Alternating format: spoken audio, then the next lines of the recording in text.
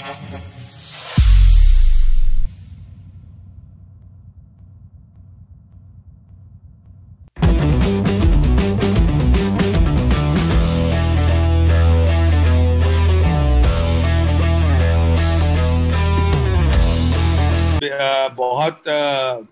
Promising cricketer MP के ही नहीं, India के लिए।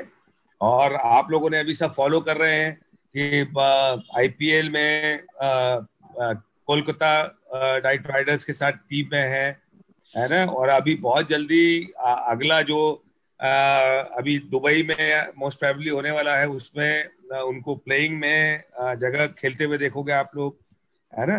जो लास्ट मैच था उसमें भी प्लेइंग में होने था, लेकिन वो अनफॉर्चुनेट पार्ट रहा कि कोविड की वजह से पूरा पोस्टपोन करना पड़ा। तो अब कैसे वेंकटेश ने सब चीजें अच्छी और जिस जगह पे पहुंचे हैं, है ना, तो हम वही बात करेंगे। वेंकटेश हमारे साथ में है ना। और एक बहुत अच्छा किस्सा मैं वेंकटेश का आपसे बाद में शेयर करूंगा, और खुद वेंकटेश बताएंगे कि कैसे जब आप चीजों को स्विच ओवर भी करते हैं, लेकिन उसके पीछे कितने एफर्ट्स डालने पड़ते हैं, हम बात करेंगे।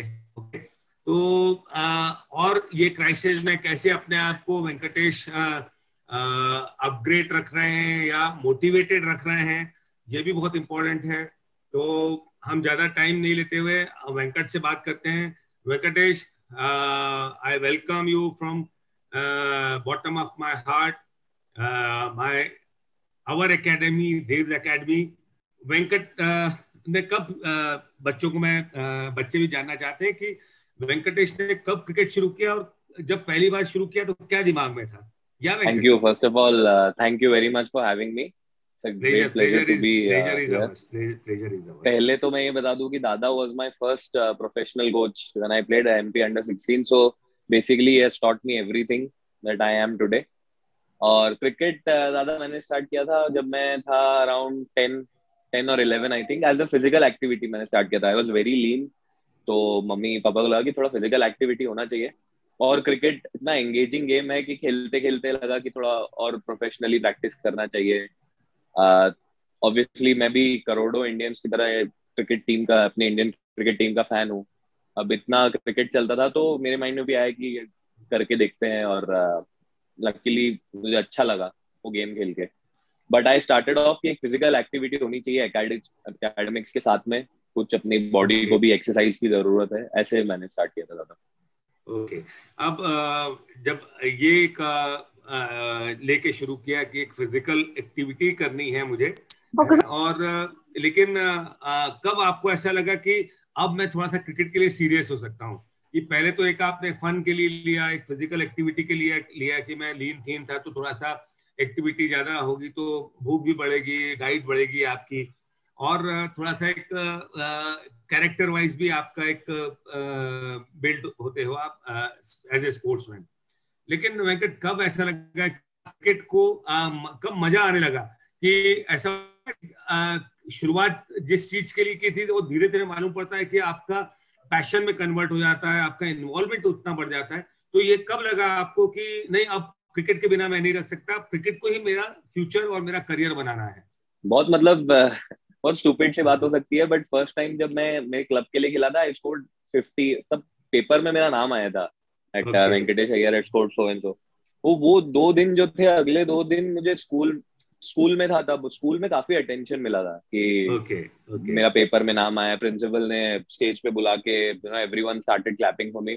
वो दैट वाज द मोमेंट जब मेरे को हिट हुआ कि नहीं, क्रिकेट कितना पॉपुलर स्पोर्ट है। और क्रिकेट में, जबकि वो सक्सेस बहुत छोटी थी, अंडर 14 के मैच में मैं कुछ तो रन बनाया था, जो कि उस पॉइंट पे मेरे को लगा कि अगर इतनी छोटी इससे मुझे इतना अप्रिसिएशन मिलेगा, then I started to think कि what it means to play for a division, what it means to play for a state, country के लिए खेलना अपने आप में क्या फीलिंग है।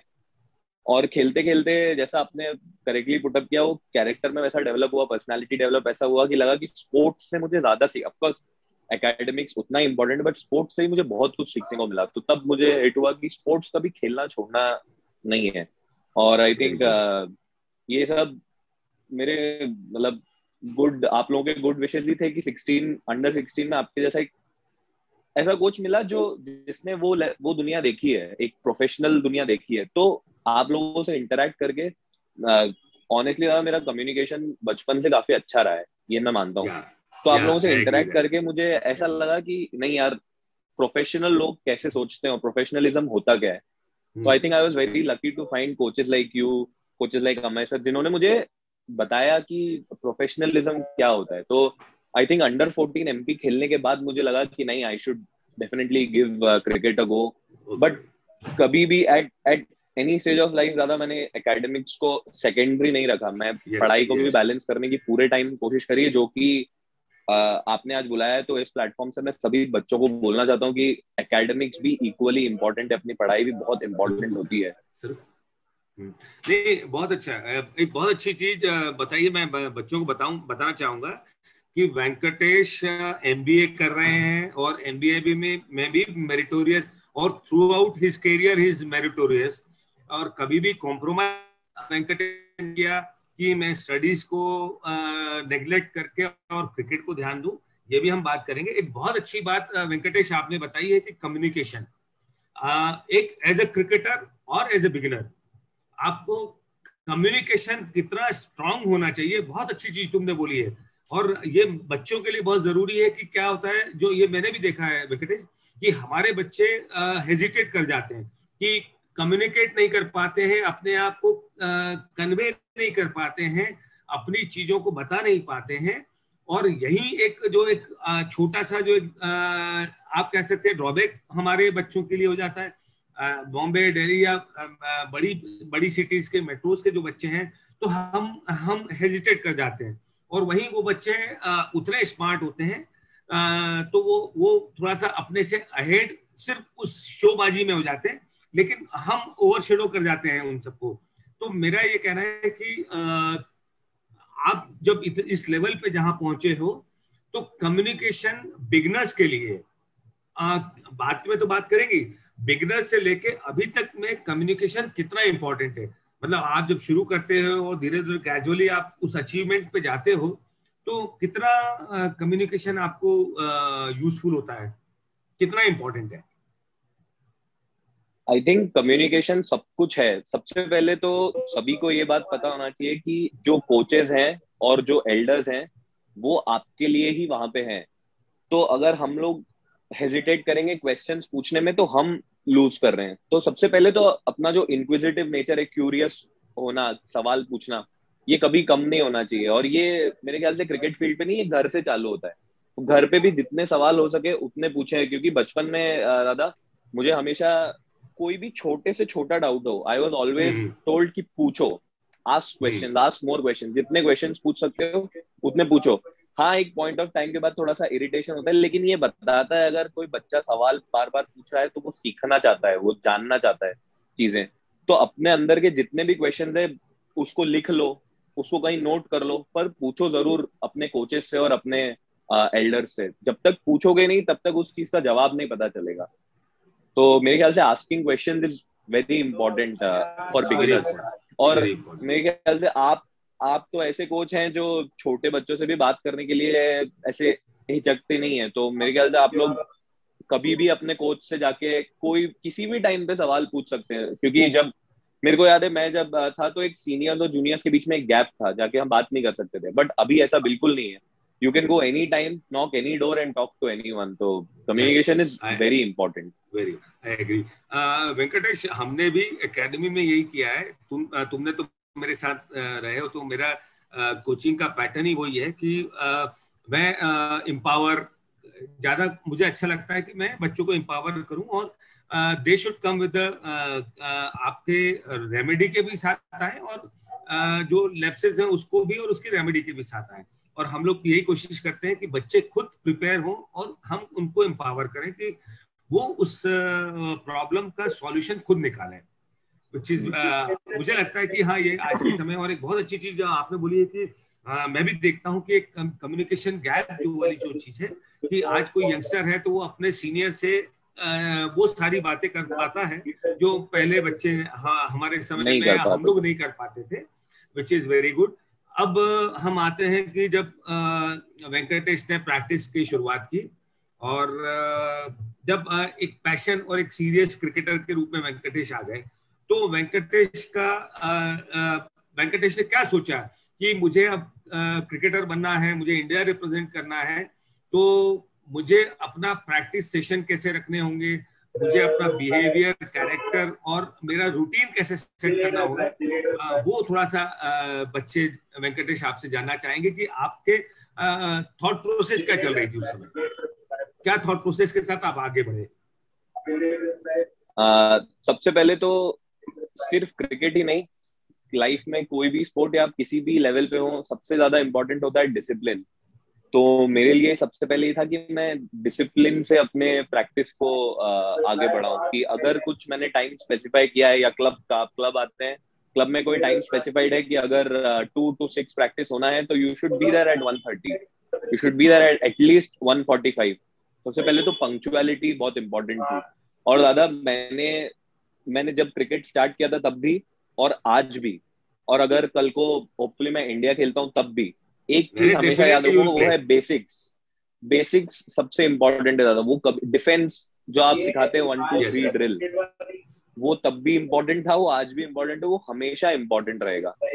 तो मेरे ख्याल से अब भी अगर क्लब लेवल पे हम बेसिक्स को अच्छे करेंगे तो हमारा करियर बहुत अच्छा रहेगा। कभी भी बेसिक्स को इग्नोर नहीं करना चाहिए। तो जो ड्रिल्स हमको बोरिंग लगती हैं, जो ड्रिल्स लगता है कि यार ये क्यों कर रहे हैं, वो सबसे ज्यादा काम की ड्रिल्स होती है। सबसे ज्यादा टफ टाइम में मेरे को अभी भी याद है दादा, 19 के बाद मेरा 1 साल ऐसा गया था जब रन ही नहीं बन रहे थे। मेरा हाईएस्ट स्कोर 30-35 कुछ तो था, बट तब मुझे सिर्फ काम आया front foot defence, back foot defence, जो बेसिक्स मैंने किए, वो तब मुझे सबसे ज्यादा काम आया। तो वो कभी मैं इग्नोर नहीं करूंगा। तो मैंने हमेशा अपने बेसिक्स पे ध्यान दिया right from my initial days. और क्रिकेट को आप जितना पैशनेटली फॉलो करो, लेकिन ये ध्यान रखो कि उसके साथ वो एक गेम है, और गेम को खेलने का एक तरीका है। तो वो तरीके पे अगर आप फोकस करोगे तो बहुत अच्छा रहेगा। बहुत इंपॉर्टेंट बच्चों, नोट डाउन करो, मैंने सब बोला है, अपने नोटबुक लेके ये देखो, बहुत जरूरी चीज होती है कि जो वेंकटेश भैया ने आपको बताया है कि कुछ चीजें लिखते चलो, कि पहले सबसे बड़ा पहले होता है डिसिप्लिन, कम्युनिकेशन कितना इंपॉर्टेंट अपने लिए है, वो आपने देखा। फिर उसके बाद आपका डिसिप्लिन, किसी भी लेवल पे हो आपको डिसिप्लिन होना पड़ेगा। उसके बाद है आपको बेसिक्स पे इंटैक्ट रहना हमेशा, कि क्रिकेट कैसे वेंकटेश भैया ने बताया कि क्रिकेट कोई सा भी हो, लेकिन अगर आप बेसिक्स पे आपके परफेक्शन आपने कर रखा है, तो आपको हर हर हर स्टेप में बहुत आसानी से आप अपने को एडजस्ट कर पाओगे। तो ये 3-4 जो चीजें हैं, ये जो वेंकटेश भैया ने बताई हैं, बहुत इंपॉर्टेंट है।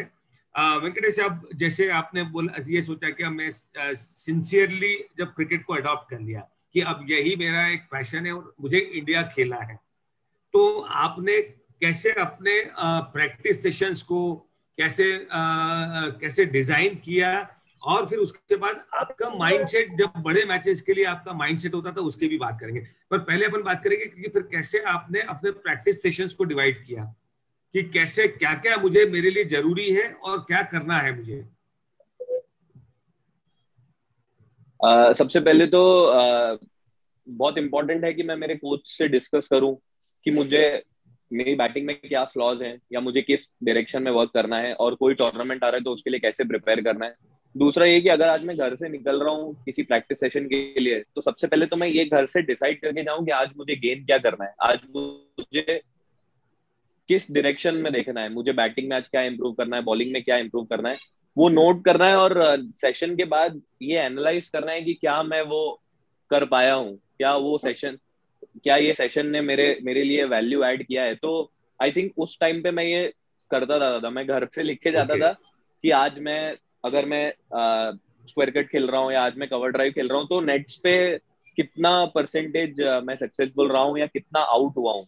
तो डेफिनेटली मैं नेक्स्ट सेशन के लिए जब जाऊंगा तो परसेंटेज को कम करने को देखूंगा। आई थिंक ये आदत मेरी उस टाइम से ही थी कि मैं घर से लिख के जाता था कि मैं क्या करने जा रहा हूँ ग्राउंड। और हाँ, कभी कभी थक जाते हैं, घर आके नहीं नोट डाउन कर पाते, बट माइंड में रहता था कि हाँ ठीक है, मैं इतना इतना परसेंट सक्सेसफुल रहा हूँ, 3-4 बार आउट हुआ हूँ नेट्स पे, तो वो परसेंटेज को कम करने का आइडिया लेके जाता था मैं घर से उस टाइम पे। वेंकटेश, ये आप बताओ कि जैसे जो आप नोट डाउन करते थे, है ना, डायरी में आप लिख रहे हो, तो ये कितना आपको कितना हेल्पफुल रहता है, whether it is very important और एवरीबडी शुड डू इट, कि कैसे लगता है कि ये वाकई आपके करियर के लिए बहुत इंपॉर्टेंट रोल प्ले किया है, जो आप अपने सेशंस को नोट डाउन करते थे और जो एक एनालिसिस ऑनेस्टली, तो ये क्या इतना इम्पोर्टेंट है और वाकई ये बहुत हेल्पफुल होता है क्या आपके क्रिकेटिंग करियर के लिए?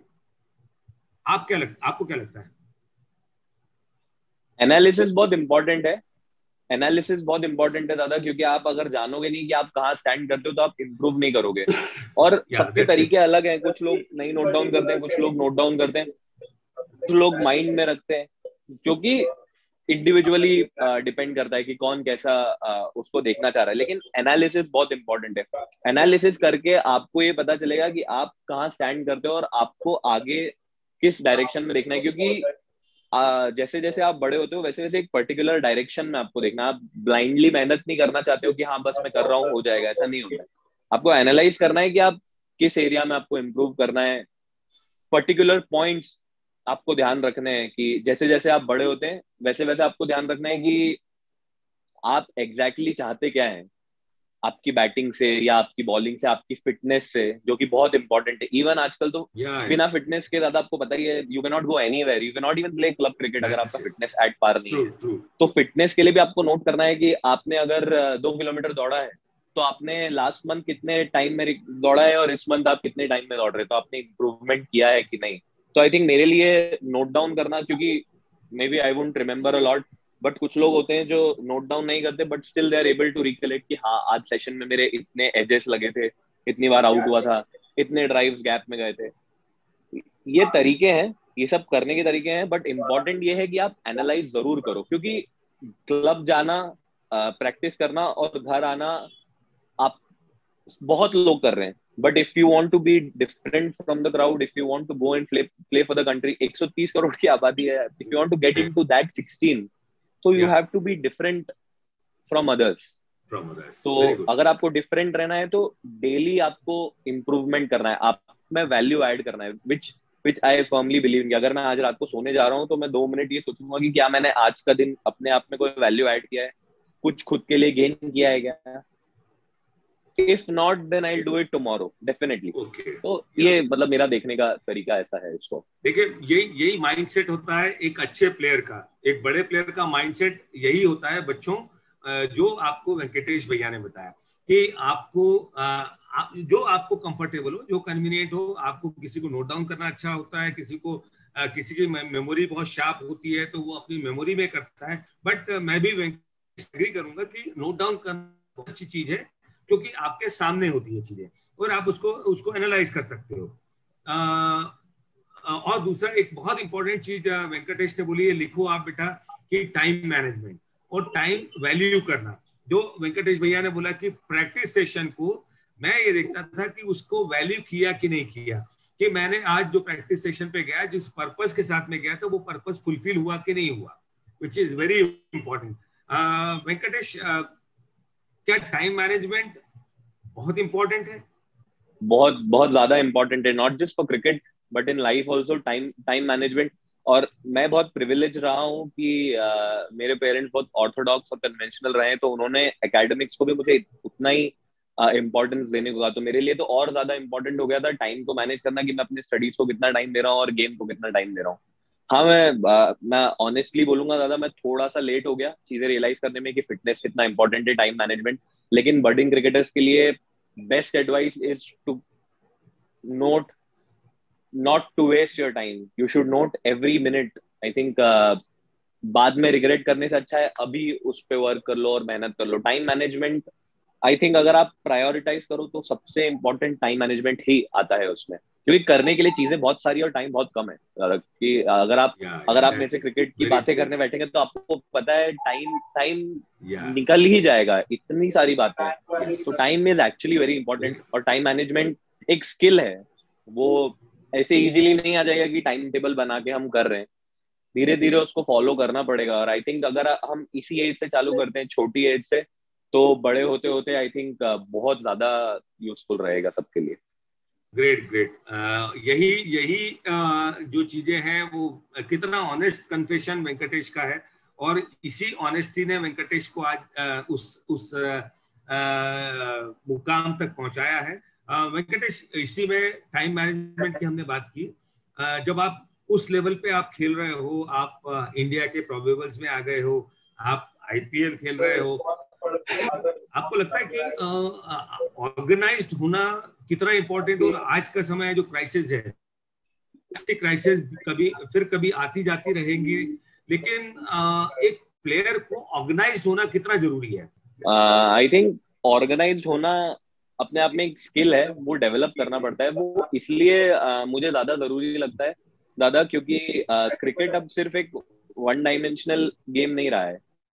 क्रिकेट के बहुत सारे कंपोनेंट्स हो गए। आप एक अच्छे बैट्समैन बन के क्रिकेट नहीं खेल सकते। आपकी फील्डिंग अच्छी होनी चाहिए, अगर आप बॉलिंग करते तो वो और अच्छी होनी चाहिए, अगर आप फिटनेस पे वर्क कर रहे तो वो उससे भी ज्यादा अच्छी होनी चाहिए। तो आई थिंक आपके पास करने के लिए बहुत ज्यादा चीजें हैं। तो इसीलिए अगर आप ऑर्गेनाइज रहेंगे, you will be able to give time for everything. You will be able to give time for your body, for your skill and for your mind also. और अगर आप पढ़ाई कर रहे हैं तो पढ़ाई भी कीजिए। और आई थिंक इस टाइम पे ज्यादा, ये कोविड क्राइसिस का टाइम है, मैंने तो एक पॉइंट बना लिया, definitely take out some time and talk to my parents always, क्योंकि वो भी इस क्राइसिस का पार्ट रहे, वो भी घर पे रहे हैं। तो आई थिंक अपने पेरेंट्स से बात करना, उनकी छोटी छोटी चीजों में हेल्प करना, क्योंकि my mom she works at CHL hospitals, तो लॉकडाउन उनके लिए कभी रहा ही नहीं है। But despite of lockdown she has always taken care of our needs, खाना भी बनाना, सब कुछ करना। तो इट्स वेरी इंपॉर्टेंट कि मेंटली हम उनसे भी बात करते रहे। ये तभी होगा जब अपन ऑर्गेनाइज्ड रहेंगे, जब अपन सिस्टमैटिक रहेंगे अपने अप्रोच में। तो आपको ये पता होना चाहिए किस टाइम पे क्या करना है, और एक सेल्फ ऑर्गेनाइज्ड होने से आप डाउट में कभी नहीं रहेंगे कि अब क्या करना है, अब क्या करना है। अगर आप ऑर्गेनाइज है, सिस्टमैटिक है, तो आपको पता है कि किस सिचुएशन में कैसे रिएक्ट करना है। तो I think very important point is to be organised and systematic. बच्चों, नोट डाउन करो, you should be well organised and time management is very important. अब एक बहुत अच्छी चीज वेंकटेश भैया ने बताई है कि वेंकटेश भैया की मम्मी हैं, जो एक बहुत सीनियर मेडिकल स्टाफ है और सीएचएल में, और बहुत नाम है। लोग मैंने तो पर्सनली भी देखा हुआ आंटी को, लोग बहुत रिस्पेक्ट करते हैं आंटी की। और आंटी भी हर पेशेंट को इतना वो वैसे ही मदरली, वैसे भी बहुत प्यार करती हैं सबको, और उतना ही प्यार से सारे अपने पेशेंट्स को भी ट्रीट करती हैं। वेंकटेश, बहुत इंपॉर्टेंट है कि जो आपने बोला कि मम्मी को देख के मेंटल स्ट्रेंथ का आपको जो एक ये क्राइसिस है, देखिए ये क्राइसिस से हम भी गुजर रहे हैं और क्रिकेटर्स को भी इम्पैक्ट पड़ रहा है, पर आपने मम्मी को देखा कि आप मम्मी तो सब चीजें देख रही हैं कि कोविड में सारे पेशेंट्स को, जहां लोग हाथ नहीं लगाते हैं, लोग पेशेंट्स के पास फटक नहीं रहे हैं, वहां पे मम्मी पूरे टाइम उनको डील कर रही है, उनको हैंडल कर रही हैं। तो मम्मी की जो मेंटल स्ट्रेंथ से तुमको क्या सीखने को मिला कि क्रिकेट में कैसे इंप्लीमेंट उसको कर सकते हो आप?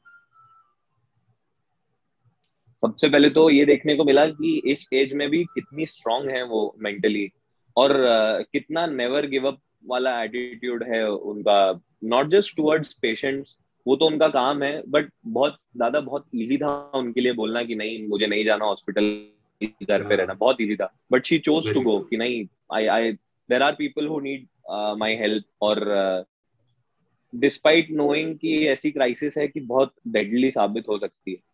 तो सबसे पहले तो जैसे बोलते हैं कि आपको घर में ही सीखने को मिल रहा है आपकी मदर से, आपके फादर से, कि मेंटल टफनेस और मेंटल स्ट्रेंथ क्या होता है। कुछ भी क्राइसिस हो, मुझे नहीं लगता किसी भी पेरेंट ने आपके ऊपर उसका असर आने दिया होगा।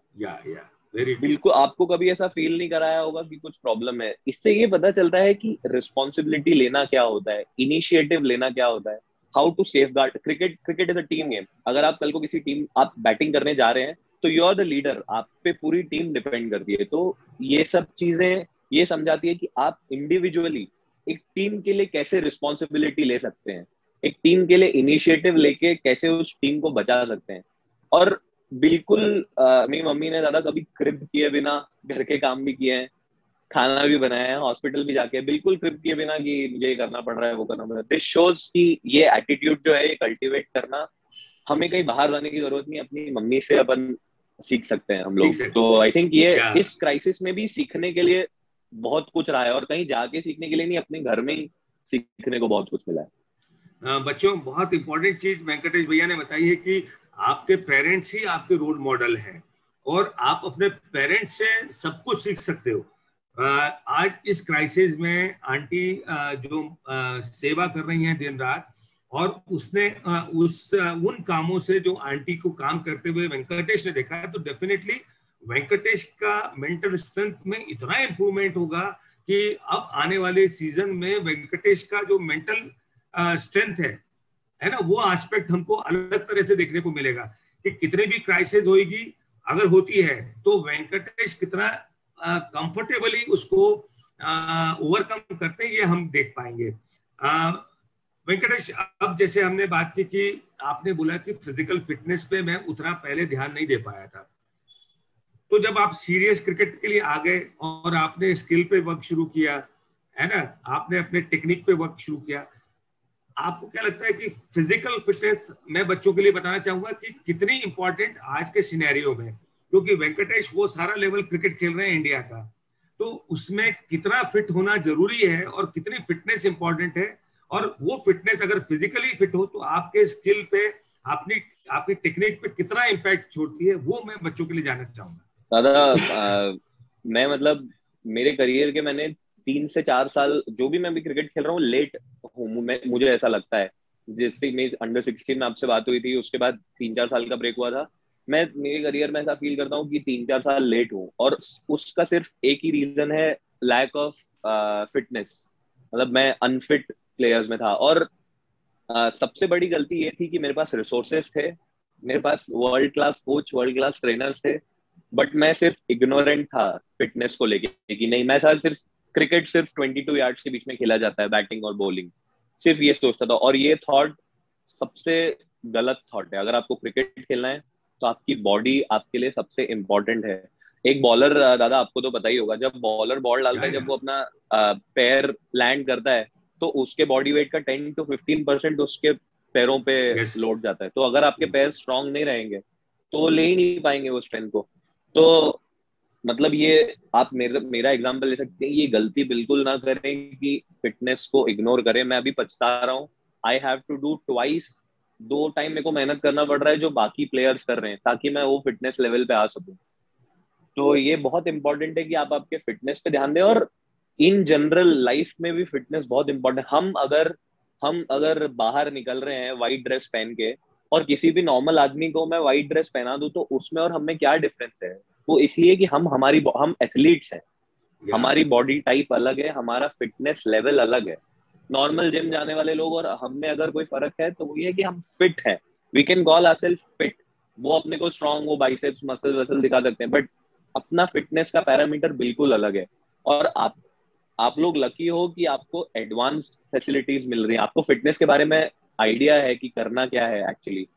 तो अगर आप फिटनेस आपकी रहेगी, बनी हुई रहेगी, तो आपको सिर्फ और सिर्फ आपकी बैटिंग पे ध्यान देना है, बाकी सारे कंपोनेंट्स अपने आप वर्कआउट कर जाएंगे। कि आपकी पोजिशनिंग सही हो रही है, आपका बैलेंस सही बन रहा है, स्टेबिलिटी आ रही है कि नहीं। मेरे को याद है दादा, 19 में मैं कवर ड्राइव मारता था, तो ड्राइव मार के कोलैप्स कर जाता था। मतलब शॉट मारा, शॉट के साथ कोलैप्स कर जाता था। सिंपल रीजन, पैर में स्ट्रेंथ नहीं है। अगर पैर में स्ट्रेंथ रहेगी तो ऑटोमेटिकली पोजीशंस अच्छी बनेगी। तो अगर अच्छा लेवल ऑफ क्रिकेट खेलना है, और अब तो विराट के आने के बाद उसने स्टैंडर्ड ऐसा सेट कर रखा है, इवन बॉलर्स इतने एथलेटिक फील्डर्स हैं आउटफील्ड में, तो स्टैंडर्ड्स इतने हाई हैं कि अगर आपको वहां पहुंचना है तो बेंचमार्क लेवल्स ऑफ फिटनेस तो अचीव करने ही पड़ेंगे। तो अगर आप उसको अच्छे तरीके से लो या बुरे तरीके से लो, फिटनेस तो अब करना ही करना है। अगर आपको बिना फिटनेस टेस्ट के आप लोग स्टेट टीम में नहीं जा सकते, this is rule number 1। Even divisions में ज्यादा आप लाने वाले हो, आपने बताया था। तो नंबर 1, आपको अगर किसी भी टीम में खेलना है तो आपको फिटनेस टेस्ट क्लियर करने पड़ेंगे, और फिटनेस टेस्ट ओवरनाइट क्लियर नहीं होते। You have to work on your body, you have to understand your body for this. और some people might be too young here, but मैं एक चीज बोलना चाहता हूँ, मतलब पिछले 3 महीने से मैं एक प्रोफेशनल डाइटिशियन के साथ काम कर रहा हूँ, और आप मानेंगे नहीं, मुझे इतना अच्छा लग रहा है। मैं लाइफ में अपने बेस्ट शेप में महसूस कर रहा हूँ खुद को, और मैंने कोई चेंज नहीं लाया, सिर्फ थोड़ा सा डिसिप्लिन लाया है खाने में। मैं मेजर करके खा रहा हूँ कि मैं कितना खा रहा हूँ, क्या खा रहा हूँ। बस ये जान रहा हूँ कि मेरा शरीर क्या है और मेरे शरीर को क्या देना है।